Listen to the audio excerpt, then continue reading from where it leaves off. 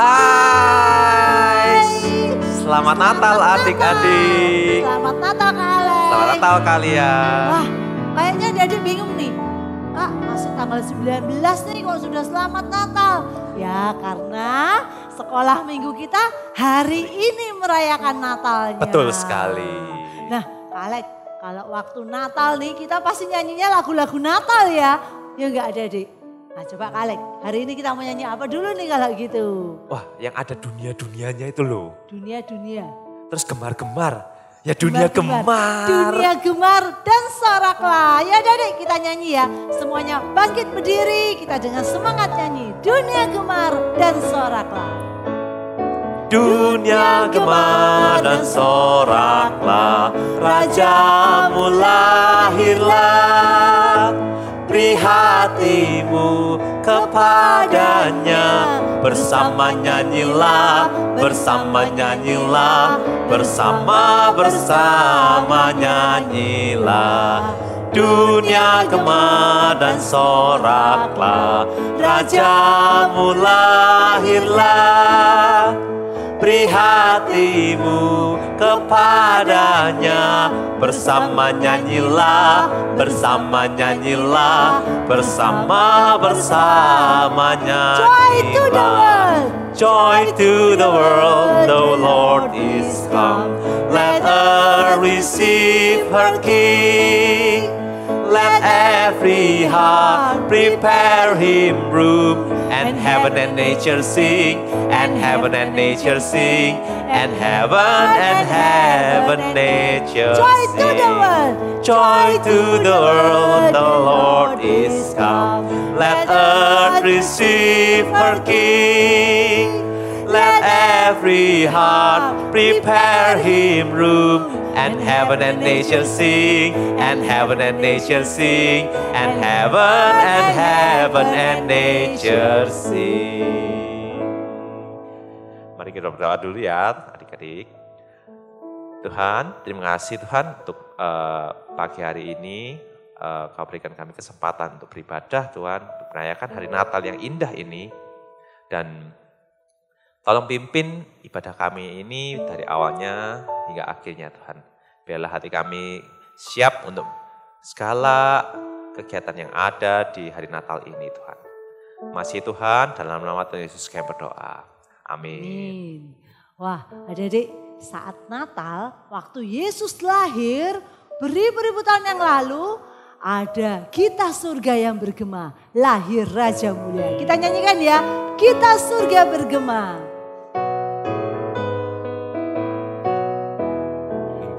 Kita surga bergema, lahir Raja Mulia, damai dan sejahtera turun dalam dunia. Bangsa-bangsa bangkitlah dan bersoraklah serta permaklumkan kabar baik. Lahir Kristus rang ajaib, kita surga bergema, lahir Raja Mulia. Kita surga bergema, lahir Raja Mulia, damai dan sejahtera turun dalam dunia. Bangsa-bangsa bangkitlah dan bersoraklah serta permaklumkan kabar baik. Lahir Kristus rang ajaib, kita surga bergema, lahir Raja Mulia. Wah Dedek kalau ingat nih, kalau Kak Alex juga ingat nih, selama beberapa minggu ini kita sudah hafalkan ayat hafalan kita. Apa itu Kak Lia? Yesaya 9 ayat 5. Nah, cara ngafalinya gimana itu yang gampang? Lebih gampang kalau lewat lagu. Ayo adik-adik kita nyanyikan lagu ini ya. Yesus telah lahir ke dalam dunia ini. Lambang pemerintahan berada di bahunya. Yesus telah lahir ke dalam dunia ini, lambang pemerintahan berada di bahunya. Namanya penasehat ajaib, Allah yang perkasa, Bapa yang kekal, Raja damai. Semua manusia pujilah dan sembah Dia, glory bagi Dia, haleluya, amin. Yesus telah lahir ke dalam dunia ini, lambang pemerintahan berada di bahunya. Namanya penasehat ajaib, Allah yang perkasa, Bapa yang kekal, Raja damai. Semua manusia pujilah dan sembah Dia, glory bagi Dia, haleluya, amin.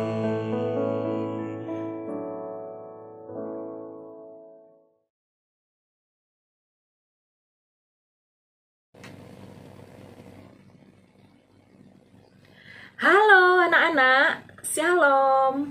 Nah, Bu Hana senang kalian sudah siap. Kita akan sama-sama belajar tentang firman Tuhan. Tapi tunggu sebentar, tunggu. Don't go anywhere. Bu Hana mau menyelesaikan ini sebentar. Apa ini? Nanti Bu Hana kasih tahu. Sebentar ya, sebentar anak-anak.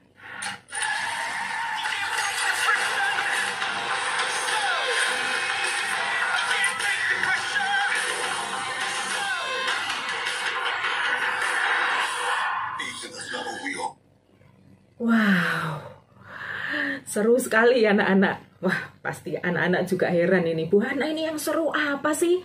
Sabar, nanti Bu Hana akan kasih tahu apa yang baru saja Bu Hana tonton. Tapi kita akan sama-sama menyiapkan hati kita di dalam doa, karena nanti kita akan bersama-sama belajar tentang kebenaran firman Tuhan pada hari ini. Ayo anak-anak, kita berdoa. Bapa dalam surga, kami bersyukur hari ini kami masih diberi kesempatan untuk bersama-sama beribadah, khususnya mengenang kelahiran-Mu ke dalam dunia ini. Tentu kami semua ingin mengetahui apa yang hendak Tuhan sampaikan kepada kami. Bukan sekedar tahu Tuhan, tapi setelah itu tolong kami mampukan untuk melakukan firman Tuhan sesuai dengan kehendak-Mu. Kami serahkan waktu ini sepenuhnya di dalam nama Tuhan Yesus Kristus. Amin. Nah, tadi itu anak-anak, Bu Hana sedang menyaksikan cuplikan film. Nah, film apa itu? Film Mission Impossible. Mission Impossible yang ke-6. Judulnya itu Fallout, anak-anak. Nah, yang membuat seru itu adalah beberapa adegan tadi itu ya. Kalian denger ya tadi ya, musiknya begitu seru. Biar kalian tidak penasaran, Bu Hana akan tunjukkan beberapa gambar untuk mewakili cuplikan film yang tadi Bu Hana lihat. Nah, ini nih. Bu Hana mulai dari aksi yang pertama ini. Si aktor utama sedang menodongkan pistol. Wah, rupanya dia memang sedang terlibat di dalam baku tembak waktu itu, anak-anak. Lalu dalam cuplikan film itu juga ada aksi seperti ini, anak-anak. Sampai lompat antara gedung ke gedung gitu ya.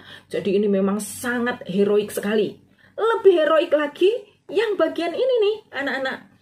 Si aktor utamanya ini mengejar musuhnya, mengejarnya bukan sekedar lari, tapi sampai mengejar helikopter. Wah, kebayang nggak? Tuh, si aktor utama bahkan ada di luar helikopter, sementara di bawahnya itu, anak-anak, adalah lautan lepas, lautan yang sangat luas. Kebayang nggak? Begitu jatuh, ya sudah, amblas deh. Nah, ini nih, ada satu gambar yang cukup jelas nih. Waktu si aktor utama ada di atas helikopter itu, bergelantungan tepatnya ya, di luarnya helikopter itu. Kemudian gambar ini, waduh, anak-anak, waktu Bu Hana lihat ini ya, ngeri sekali, merinding rasanya. Karena memang si aktor ini posisinya sedang bergelantungan di tali, sementara itu dia ada di atas, karena posisinya masih di helikopter tadi itu. Coba kalau kalian ada di posisi ini, ngeri nggak kira-kira? Nah, sebenarnya ngerian yang mana? Ini sama gambar yang ini nih. Ini adalah cuplikan dari film yang tadi ditonton sebentar oleh Bu Hana. Dia bahkan sampai merayap di tebing loh ini. Tebing yang sangat curam. Kemudian kalau kita lihat agak jauh itu ada air yang menggenang. Itu pasti bukan air biasa, itu lautan. Dan ini menggambarkan lautan lepas yang tadi itu. Nah, anak-anak, film tadi itu cukup menegangkan bagi Bu Hana. Dan ceritanya memang seru. Ceritanya sangat menantang, sangat menegangkan pokoknya. Nah, sebenarnya itu tadi film apa sih? Itu adalah cuplikan film Mission Impossible. Aktor utamanya itu adalah Tom Cruise. Ya, mungkin kalian ada yang tahu. Lalu Tom Cruise ini memerankan tokoh yang bernama Ethan Hunt. Siapakah Ethan Hunt itu? Ethan Hunt itu adalah seorang yang berhasil melakukan misinya. Misinya siapa? Misi dari sebuah organisasi sebenarnya. Ada sebuah organisasi namanya IMF, yaitu Impossible Mission Force. Nah, misi ini penting sekali karena yang dilakukan oleh Ethan Hunt adalah untuk menyelamatkan dunia. Begitu ceritanya anak-anak. Jadi sebenarnya gini, pada saat Ethan Hunt ini diminta untuk melakukan misi, di saat itu dia tahu bahwa misinya adalah untuk melawan seorang teroris gitu ya, gerombolan teroris, dan pemimpinnya itu bernama John Lark. John Lark ini seorang pemimpin yang sangat jahat. Dia sedang merancangkan untuk menghancurkan dunia. Nah, cara menghancurkannya gimana? Si John Lark ini merancang atau mengambil dari sebuah tempat penyimpanan bom gitu ya, penyimpanan plutonium diambil itu. Jadi plutonium itu diambil sama John Lark, ada 3 plutonium. Padahal konon anak-anak, 1 plutonium saja kalau meledak itu bisa sangat dahsyat. Dia ambil 3. Nah, pada saat dia ambil 3 itu akan digunakan untuk apa? Menghancurkan dunia ini.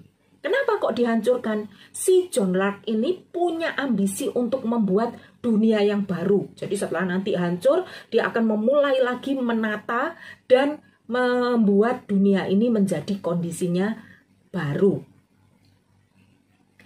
Nah, kemudian apa yang dilakukan oleh Ethan Hunt? Nah, itu tadi Ethan Hunt melakukan berbagai macam cara sampai kemudian akhirnya dia berhasil.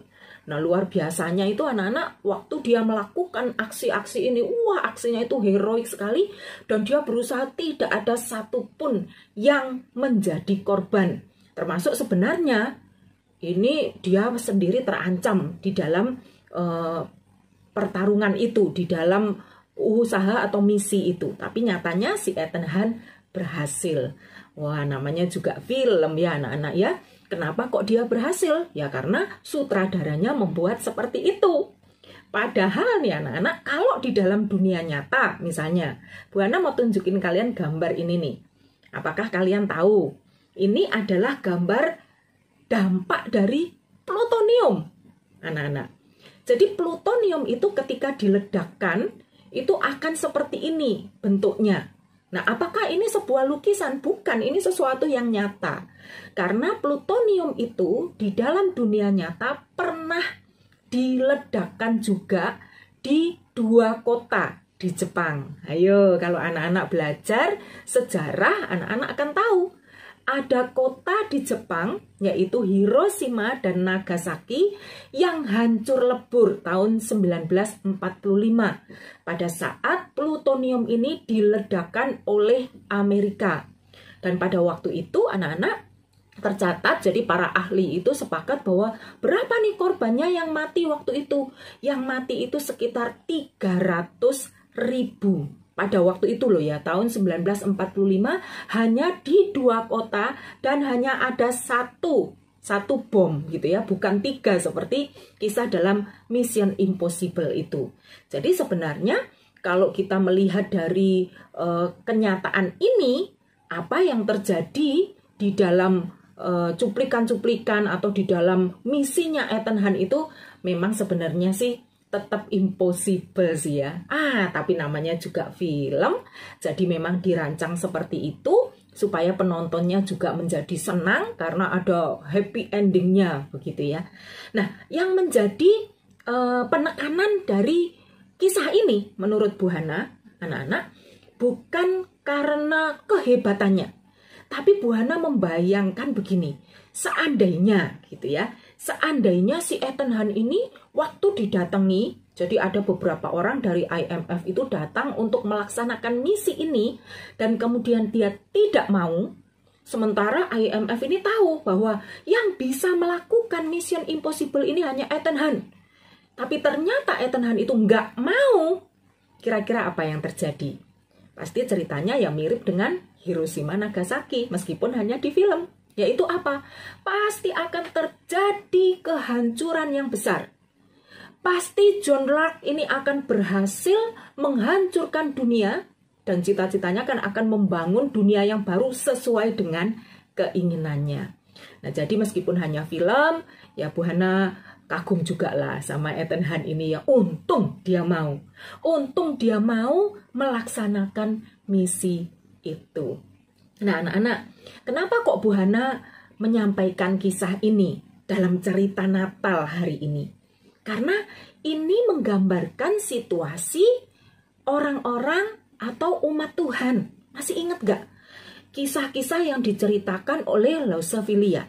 Selama 5 minggu, anak-anak diajak untuk melihat umat Tuhan yang hidup pada zaman Yesaya. Apa yang terjadi dengan mereka? Coba lihat ini anak-anak. Ada gambar yang sangat mengerikan, tak kalah mengerikan dengan yang terjadi di Hiroshima Nagasaki. Tak kalah mengerikan dengan gambaran di dalam film Mission Impossible. Makanya di situ Bu Hana tuliskan juga Mission Impossible. Kenapa kok mengerikan? Nah, kita mengingat sebentar anak-anak. Bukankah umat Tuhan itu sebenarnya disiapkan oleh Tuhan juga untuk sebuah misi? Misinya adalah untuk memuliakan Tuhan, untuk menjadi berkat bagi banyak orang. Tapi yang terjadi apa? Selama 5 minggu berturut-turut, anak-anak sudah diberitahu oleh Lausophilia melalui kebenaran firman Tuhan. Umat Tuhan atau bangsa Israel pada saat itu memilih untuk memberontak kepada Tuhan. Jadi misi yang harusnya mereka bawa untuk jadi berkat, malah jadi masalah. Dimulai dari apa? Kita tahu bahwa mereka adalah orang-orang yang tidak mau mendengarkan nasihat firman Tuhan. Pemberontakan mereka yang kemudian mendatangkan kehancuran seperti di gambar ini adalah karena mereka tidak mau mendengar nasihat firman Tuhan. Yang mereka lebih sukai justru nasihat dari bangsa-bangsa lain. Kenapa kok bangsa-bangsa lain? Karena menurut mereka, ini ada bangsa yang perkasa, bangsa yang besar, bangsa yang hebat. Ya kan? Jadi mereka lebih percaya kepada kekuatan-kekuatan itu. Belum lagi di dalam kehidupan mereka itu yang mereka kejar itu bukan hal-hal yang bernilai kekal. Bukan hal-hal yang disukai oleh Tuhan Allah. Tapi hal-hal yang hanya menyenangkan diri mereka sendiri. Namanya sesuatu yang menyenangkan, ya menyenangkan sih memang. Tetapi itu tidak berguna, itu tidak berkenan di hadapan Tuhan. Dan akhirnya kalau kita lihat, ya Tuhan memberikan penghukuman kepada bangsa Israel atau umat Tuhan pada saat itu. Loh kok Tuhan menghukum? Katanya Tuhan penuh kasih. Ingat anak-anak, penghukuman ini bukan berarti karena Tuhan itu kejam. Tetapi ini adalah sebagai sebuah dampak. Jadi kalau kamu berbuat jahat, ya pasti akan ada dampak atau resikonya. Dan resikonya itu adalah kehancuran. Tuhan mengizinkan kehancuran itu terjadi sebagai bentuk dari resiko yang harus ditanggung oleh umat Tuhan. Nah tentu anak-anak masih ingat nih, bangsa-bangsa mana yang dipakai oleh Tuhan untuk menghancurkan mereka. Bu Hana akan tunjukkan ini ya. Kalian masih ingat kan? Ada bangsa Babel, bangsa yang terkenal kejam, yang gak segan-segan memperbudak siapapun. Bahkan mereka bisa membantai anak-anak di dalam peperangan. Padahal itu gak boleh loh anak-anak ya. Membantai anak-anak, membantai perempuan itu adalah aturan perang, gak boleh. Tapi bangsa Babel gak peduli. Lalu Tuhan mengirimkan juga bangsa Asyur. Wah, tak kalah kejam dengan Babel anak-anak. Karena orang-orang Asyur adalah orang-orang yang keras dan suka berperang. Namanya aja suka berperang, ya pasti hobinya suka menghancurkan. Lalu ada bangsa Filistin. Bangsa Filistin adalah bangsa yang suka memperjualbelikan musuh yang ditawan. Untuk apa? Mendapat keuntungan berupa uang. Ada lagi bangsa Moab. Bangsa Moab ini adalah bangsa yang nggak peduli hukum, nggak peduli peraturan. Jadi apapun dilanggar, apapun itu dianggap nggak apa-apa kalau itu menyenangkan hati mereka. Tuhan juga menghukum mereka dengan mengirimkan Damsyik.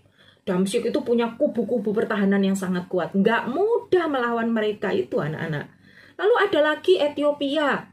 Mereka punya kekuatan maritim, kekuatan perairan, kekuatan laut yang kuat. Sehingga kalau mereka berperang di laut pun mereka pasti unggul. Karena mereka punya kekuatan, punya kapal-kapal, punya tentara-tentara, prajurit-prajurit yang dilatih. Tetapi mereka sangat-sangat lalim atau kejam. Kemudian ada Mesir yang diizinkan juga oleh Tuhan untuk melawan dan menghancurkan umat Tuhan pada saat itu. Bangsa Mesir itu punya dewa banyak sekali anak-anak. Sehingga mereka itu pede, percaya diri.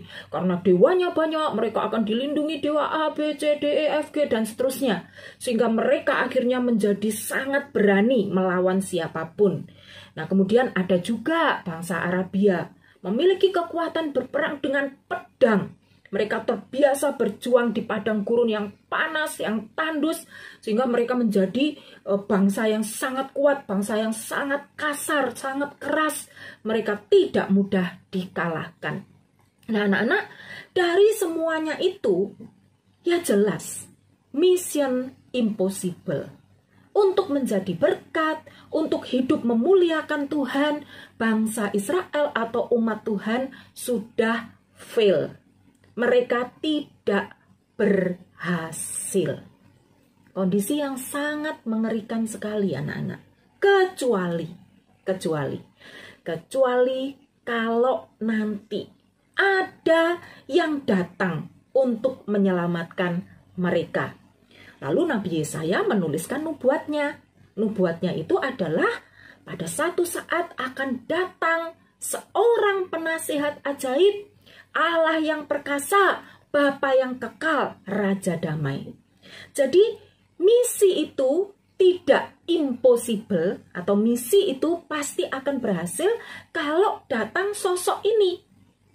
Dengan kata lain, anak-anak, umat Tuhan saat itu sangat membutuhkan datangnya penasihat ajaib, Allah yang perkasa, Bapa yang kekal, Raja damai. Kalau ini tidak terjadi, maka kehidupan mereka hancur lebur, tidak ada harapan. Anak-anak, apa yang terjadi pada umat Tuhan saat itu? itulah keadaan kita sebagai manusia berdosa. Sebagai manusia berdosa juga seperti itu. Mission impossible, lebih impossible lagi, jangankan untuk menjadi berkat, jangankan untuk memuliakan Tuhan. Yang impossible apa? Impossible kalau kita bisa pulang ke surga kelak. Karena apa? Karena manusia yang jatuh di dalam dosa itu ibaratnya sudah mengalami penghukuman. Kalau tadi itu ada plutonium yang siap diledakkan, manusia berdosa menghadapi penghukuman melebihi kekuatan plutonium itu. Kalau di dalam gambar ini, Bu Hana gambarkan sebagai neraka. Neraka itu apa? Neraka itu adalah jarak yang memisahkan manusia dengan Allah. Allah berada di tempat yang maha tinggi, maha suci, sedangkan manusia berada di dalam kebinasaan yang kekal. Nah, ini melebihi kekuatan plutonium itu, anak-anak.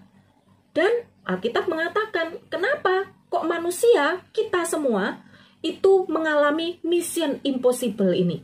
Ya karena semua orang berdosa menurut Roma 3 ayat 23. Karena upah dosa itu maut, kita sudah mengalami penghukuman kekal. Lalu hukuman itu pasti loh, sehingga kita tidak bisa sampai ke surga. Keadaan kita juga lebih memprihatinkan. Keadaan kita juga sangat memprihatinkan. Lebih memprihatinkan dari penduduk Nagasaki, Hiroshima. Dan sama memprihatinkannya, sama seperti umat Tuhan pada zaman Nabi Yesaya. Lalu, apakah misi itu akan menjadi possible? Bagaimana supaya mission ini possible? Nah, tidak ada cara lain. Kalau di dalam cerita atau film tentang Mission Impossible ada seorang tokoh bernama Ethan Hunt. Nah, di dalam kehidupan kita membutuhkan tokoh yang predikatnya ada 4 tadi. Penasihat yang ajaib, Allah yang perkasa, Bapa yang kekal, Raja damai. Tapi masalahnya, apakah dia mau? Apakah dia mau? Meskipun itu adalah sesuatu yang dijanjikan di dalam kitab Yesaya. Apakah dia mau? Dalam film Mission Impossible, wah bersyukur Ethan Hunt mau. Dan rupanya kita juga bersyukur anak-anak. Karena ternyata meskipun dosa atau semua kejahatan ini terjadi karena dilakukan oleh manusia, tapi Tuhan tetap mau berinisiatif untuk melakukan misi terbesarnya. Nah, misi ini bukan karena digaji. Bu Hana nggak tahu, mungkin saja Ethan Hunt itu dapat gaji sekian besar gitu. Tapi kemudian kalau Tuhan mau melakukan misi ini untuk menolong manusia berdosa, dasarnya apa? Coba kalian lihat ini. Dasarnya adalah kasih. Kasih yang besar. Dan kasih itu tidak sekedar diomongin. Kasih itu bukan sekedar dibicarakan. Tapi kasih itu dilakukan oleh Tuhan Allah. Dilakukan lewat siapa? Lewat Tuhan Yesus Kristus. Hanya Dia yang sanggup melakukan misi itu. Mission itu menjadi possible, menjadi mungkin hanya dilakukan oleh satu, yaitu Allah sendiri melalui Tuhan Yesus Kristus. Karena Kristus adalah orang benar.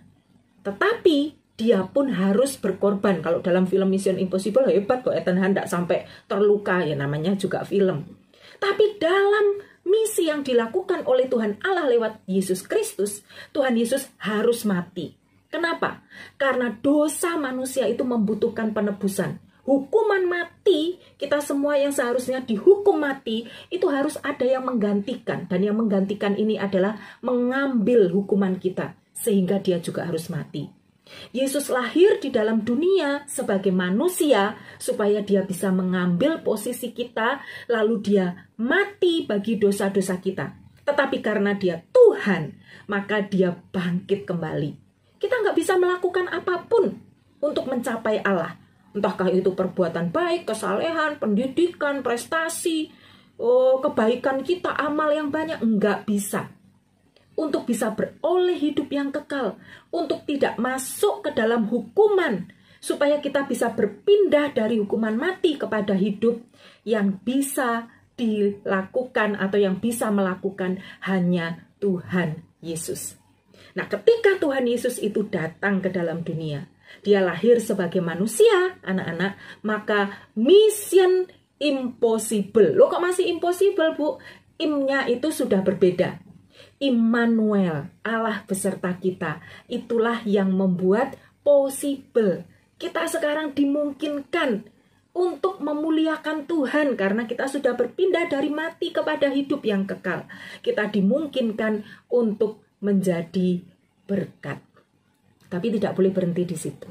Tuhan memang sudah datang, Sang Immanuel, impossible. Immanuel datang memungkinkan setiap orang itu diselamatkan. Tetapi keselamatan itu juga harus menjadi respon pribadi kita, anak-anak. Sikap kita gimana? Ayo merespon kedatangan Tuhan Yesus itu. Dengan cara apa? Perhatikan Yohanes 1 ayat 12. Tetapi semua orang yang menerimanya diberinya kuasa supaya menjadi anak-anak Allah.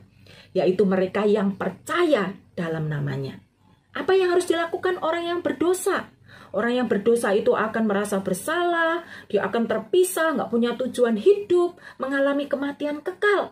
Tapi Tuhan Allah melalui Yesus Kristus menyatakan mission impossible. Immanuel membuat semuanya menjadi mungkin dan terjadi. Keselamatan terjadi karena Allah beserta kita. Tapi tugas kita adalah sesuai Yohanes 1 ayat 12, mari kita sungguh-sungguh menerima Tuhan Yesus sebagai juru selamat kita.